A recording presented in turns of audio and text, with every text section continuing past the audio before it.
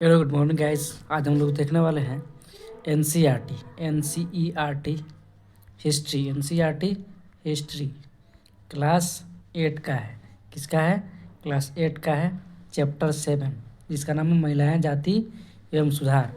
ये जो कि यूपीएससी, बीपीएससी या बीपीएससी जो टीचर का एग्ज़ाम होने वाला है टीआरई 4.0 में, ये इसमें से डायरेक्ट क्वेश्चन रहने वाले हैं। इसीलिए इसको हम लोग लाइन बाय लाइन पढ़ेंगे, लाइन बाय लाइन। ठीक है, तो आइए हम लोग बिना देरी के शुरू करते हैं। आइए यहाँ देखते हैं। क्या आपने कभी सोचा है कि 200 साल पहले, कितने साल पहले, 200 साल पहले बच्चों की ज़िंदगी कैसी रही होगी? आजकल मध्यवर्गीय परिवारों की ज़्यादातर लड़के स्कूल जाती हैं और उनमें से बहुत सारी लड़कों के साथ पढ़ती हैं, मतलब को एजुकेशन में वो रहती हैं। इसमें को एजुकेशन उसको कहा जाता है, को एजुकेशन उसको कहते हैं इसमें लड़का और लड़की एक साथ पढ़ते हैं, उसको को एजुकेशन कहते हैं। पहले के ज़माने में ये फैसिलिटी नहीं थी, ठीक है, अब है, तो इसको हम लोग क्या कहें? को एजुकेशन कहते हैं। ज़्यादातर लड़की लड़के स्कूल जाती हैं, उनमें से बहुत सारे लड़कों के साथ पढ़ती हैं। बड़ी होने पर उनमें से बहुत सारे लड़के कॉलेजों और कॉलेज विश्वविद्यालय को हम लोग यूनिवर्सिटी कहते हैं। कोई टर्म जो नहीं समझ में आएगा उसका इंग्लिश हम समझाते चलेंगे, ठीक है, तो टेंशन नहीं लेना है, हम लोग इसको अच्छे से पढ़ रहे हैं, ठीक है।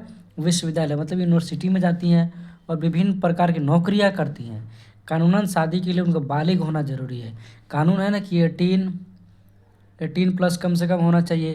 जो नए संशोधन में अब कितना हो गया है लड़की लोगों का एज बालिग होने के लिए, शादी करने के लिए 21 हो गया है, ठीक है। तो कानूनी तौर पर क्या हो, बालिग होना चाहिए। बालिग मतलब शादी करने के लायक होनी चाहिए।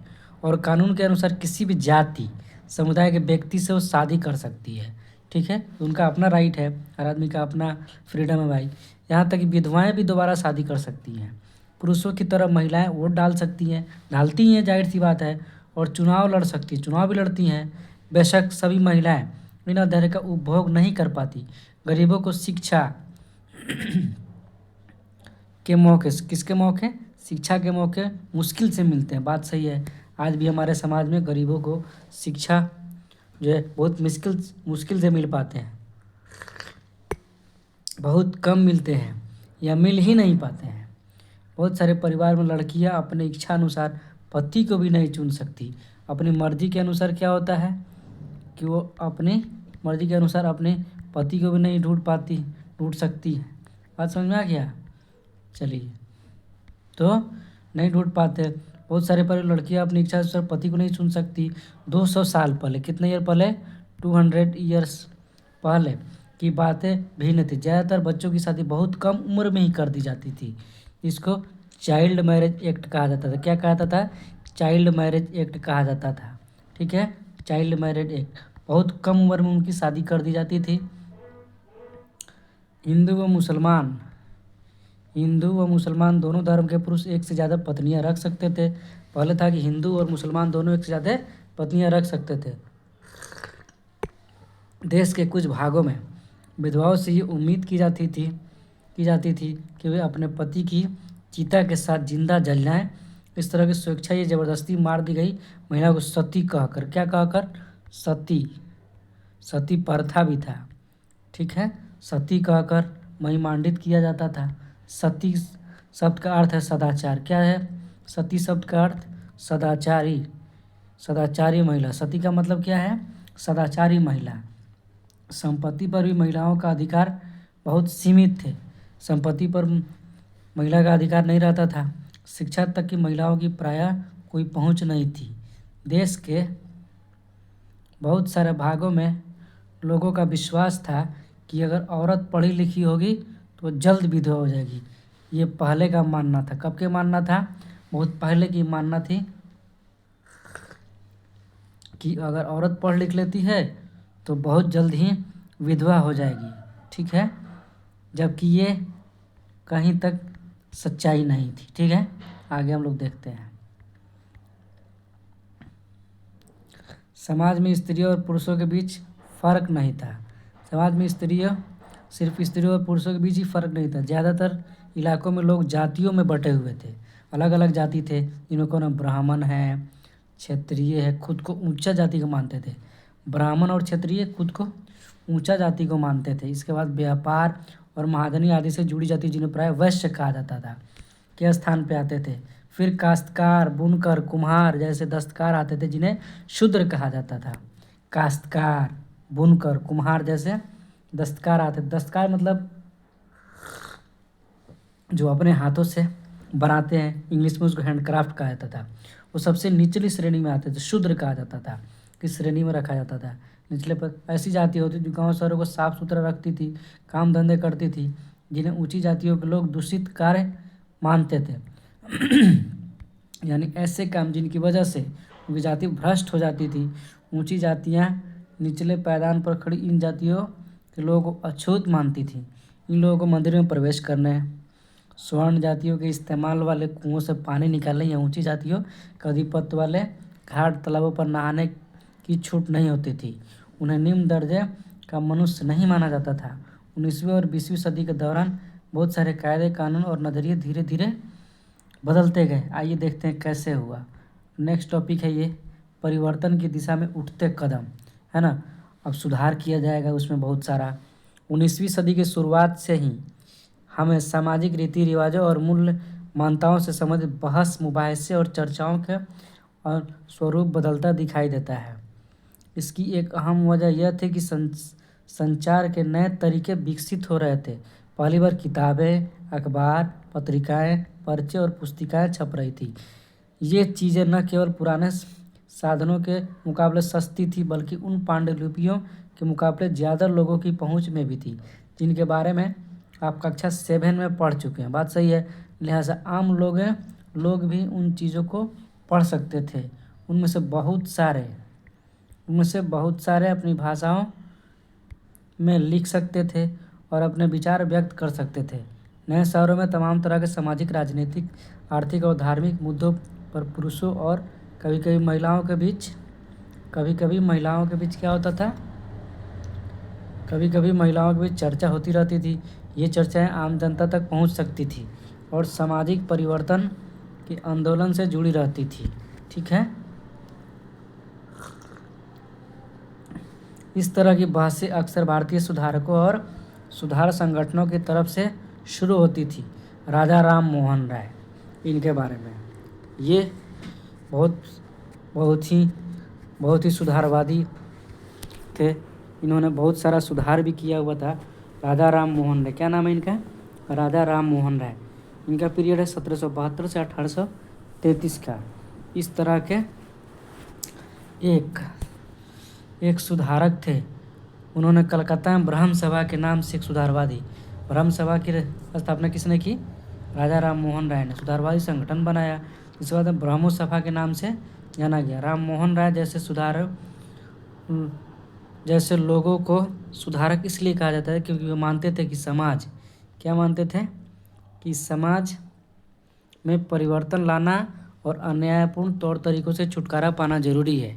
उनका विचार था कि इस तरह के परिवर्तन लाने के लिए लोगों को इस बात में के लिए प्रेरित किया जाना चाहिए कि वे पुराने व्यवहार को छोड़कर जीवन को नया ढंग के लिए तैयार हो जाए। किनका मानना था? राजा राम मोहन राय का। राजा राम मोहन राय का मानना था। राजा राम मोहन राय का मानना था। ठीक है। सुधारवादी ये व्यक्ति थे। आइए और पढ़ते हैं कुछ। राम मोहन राय, इनका फिगर भी यहाँ दिया हुआ है। राम मोहन राय, इनसे पहले राजा राम मोहन राय इनका पूरा नाम था, लेकिन राजा की उपाधि इनको मिला था। राम मोहन राय देश में पश्चिमी शिक्षा के प्रसार करने और महिलाओं के लिए ज़्यादा स्वतंत्रता और समानता के पक्षधर थे। उन्होंने इस बारे में लिखा है कि वे किस तरह से महिलाओं को जबरन घरेलू कामों में बांध कर रखा जाता था। उनकी दुनिया और रसोई तक ही सीमित कर दी जाती थी और उन्हें बाहर जाकर पढ़ने लिखने की इजाज़त नहीं होती थी। आइए देखते हैं अब नेक्स्ट टॉपिक है इसका, विधवाओं की ज़िंदगी में बदलाव लाने की कोशिश। राम मोहन राय इस बात से काफ़ी दुखी थे कि विधवा औरतों को अपनी ज़िंदगी में भारी कष्टों का सामना करना पड़ता है। इसी बात को ध्यान में रखते हुए उन्होंने सती प्रथा के खिलाफ मुहिम छेड़ी थी। सती प्रथा के खिलाफ मुहिम कौन छेड़ी थी? राम मोहन राय, याद रखना है। राम मोहन राय संस्कृत, फारसी तथा अन्य कई भारतीय यूरोपीय भाषाओं में अच्छे ज्ञाता थे, मतलब अच्छे ज्ञाता मतलब अच्छे जानकार थे। ठीक है, उन्होंने अपने लेखन के जरिए यह सिद्ध करने का प्रयास किया कि प्राचीन ग्रंथों में विधवाओं को जलाने की अनुमति कहीं नहीं दी गई है। जैसा कि अध्याय 6 में पढ़ा है, 19वीं सदी के प्रारंभ तक बहुत सारे अंग्रेज अफसर भी भारतीय परंपराओं और रीति रिवाजों की आलोचना करने लगे थे। वे राममोहन राय के विचारों से को सही मानते थे क्योंकि उनकी एक विद्वान व्यक्ति के रूप में प्रतिष्ठा थी। विद्वान थे, ज्ञाता थे और सब वो, जिसके फलस्वरूप 1829 में सती प्रथा पर पाबंदी लगा दी गई। सती प्रथा पर पाबंदी कब लगाई गई? 1829 में सती प्रथा पर पाबंदी लगा दी गई। राममोहन राय ने इस अभियान के लिए रणनीति अपनाई, उसके बाद में सुधारकों ने भी अपनाया। जब भी वे किसी हानिकारक प्रथा की चुनौती देना चाहते थे तो अक्सर प्राचीन धार्मिक ग्रंथों के ऐसे श्लोक वाक ढूंढने का प्रयास करते थे जो उनकी सोच का समर्थन करते हों। इसके बाद वे दलील देते थे।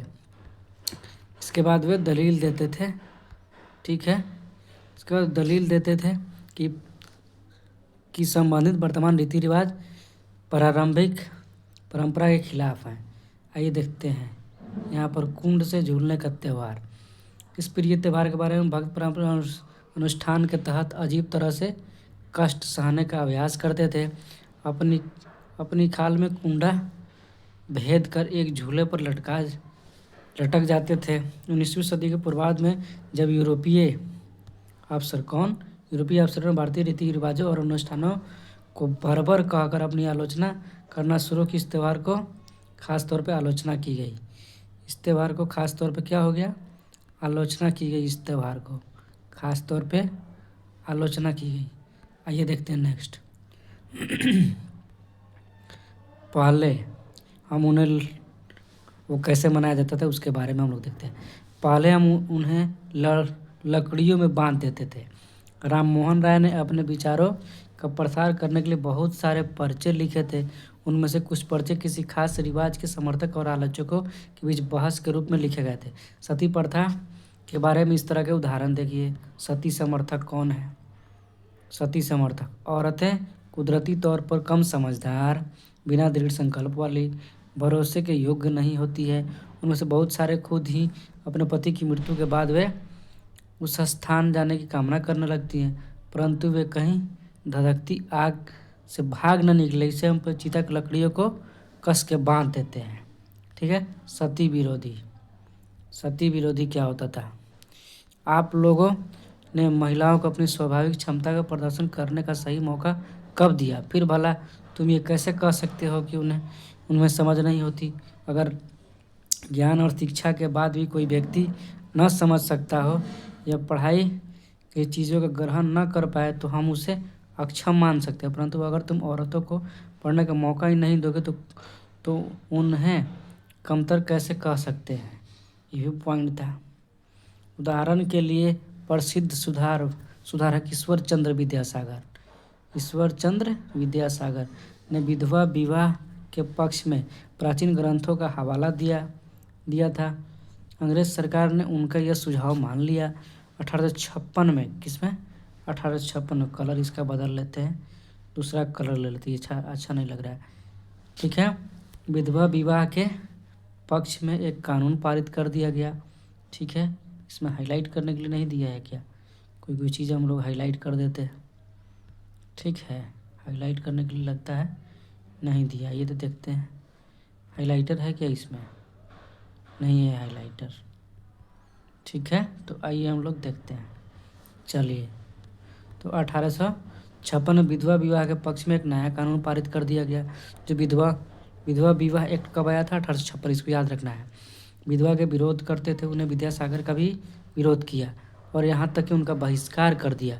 19वीं सदी के उत्तरार्ध में विधवा विवाह के पक्ष में चलाया जा रहा आंदोलन देश के अन्य भागों में फैल गया।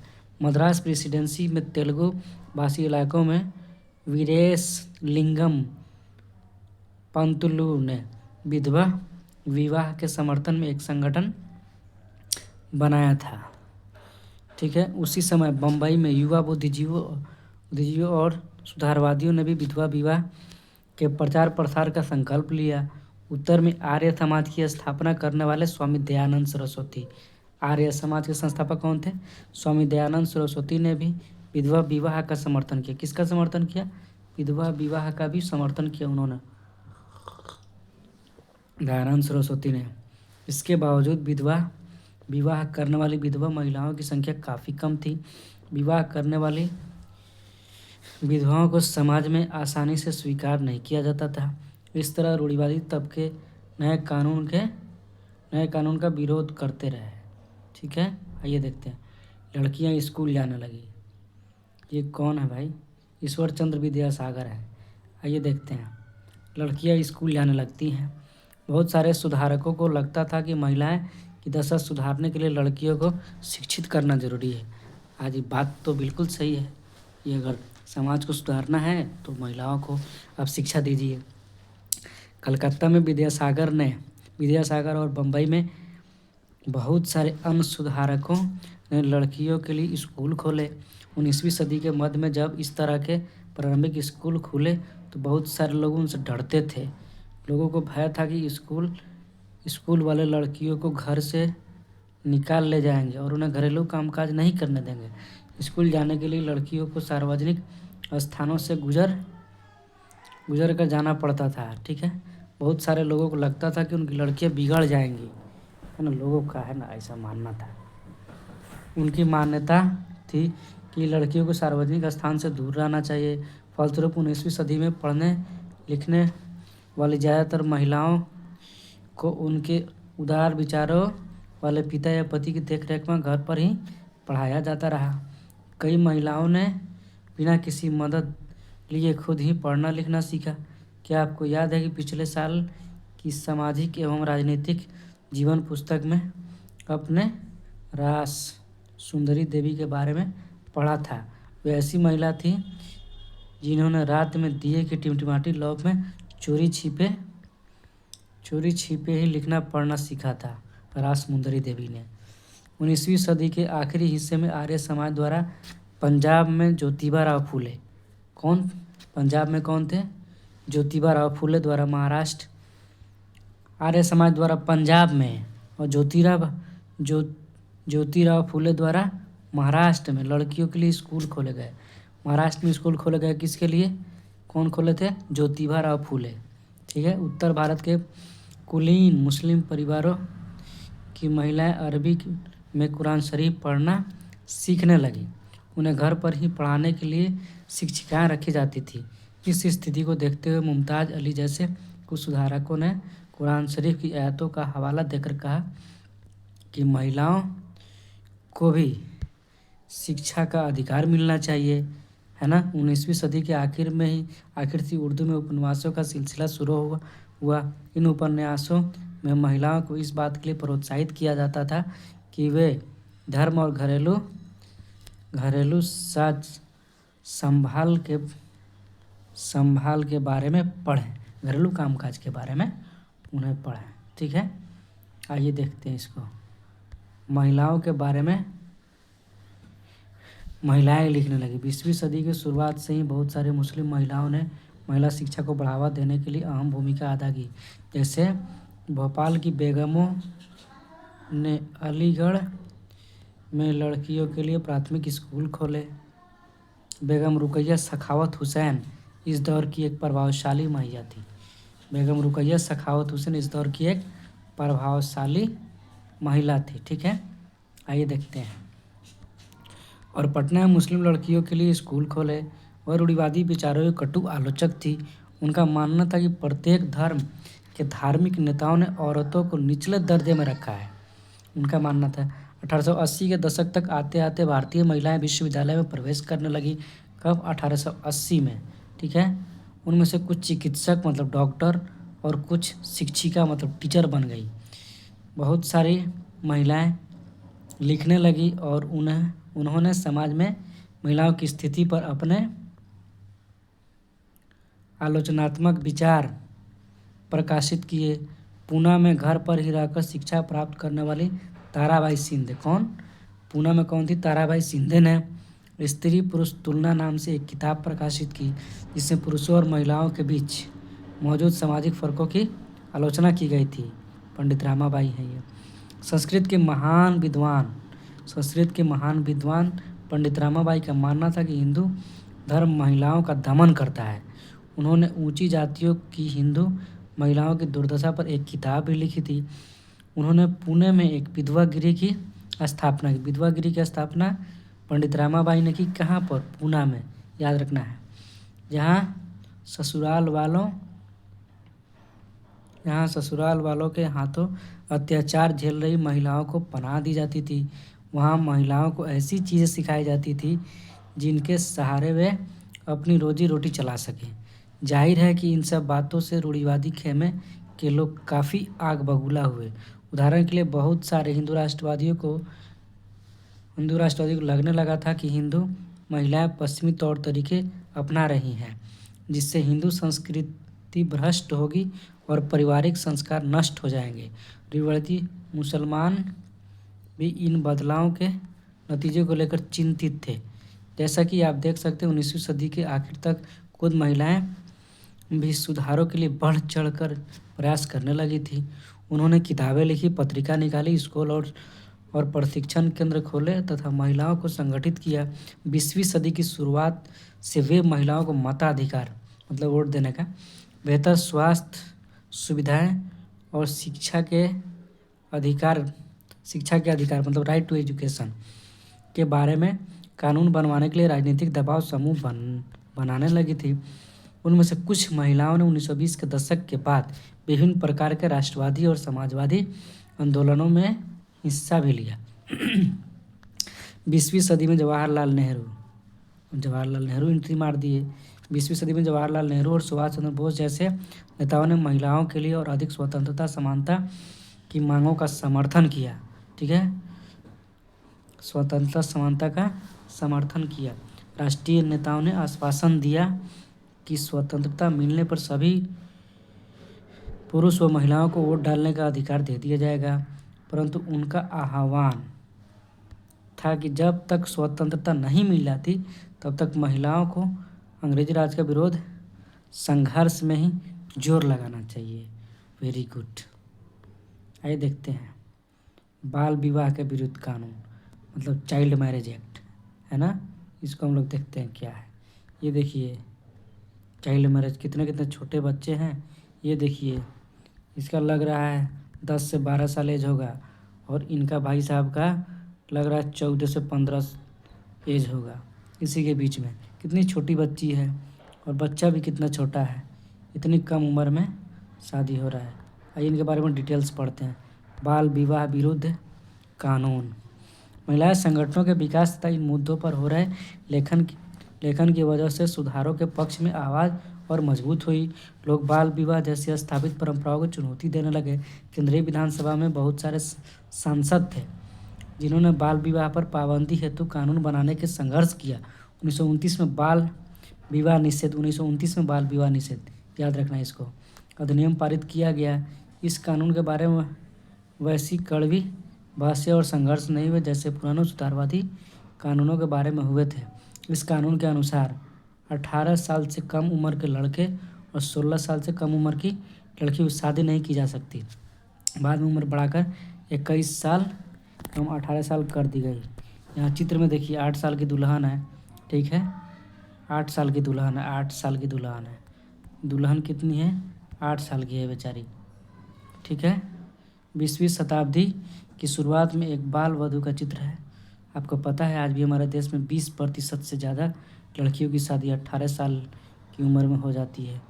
20% 18 साल से कम उम्र में ही, 18 साल से पहले ही उनकी शादी हो जाती है।